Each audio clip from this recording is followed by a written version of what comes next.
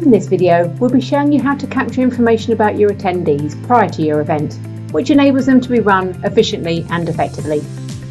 Please note that there are two ways to do this. This video will cover part 2, event questions. First, log in as an administrator.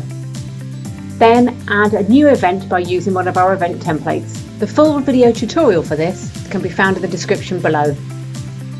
Once your event has been added, select Ticket and Products from your event management menu. Then in the product management page, select Add Product from the product management menu. Give your product a name, a SKU, and select Event Questions from the Type drop-down list.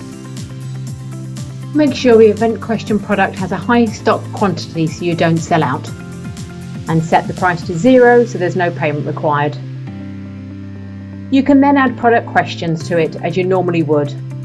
Unlike normal product questions, event questions only get asked once during checkout process if the customer purchases any item from that event.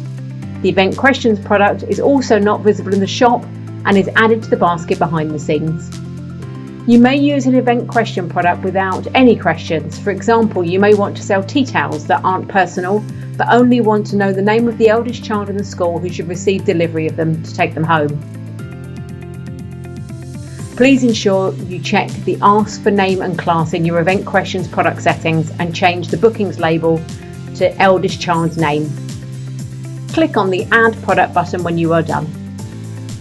You could have event questions defined for each different event or product group that you have on sale to ensure you capture all information you need.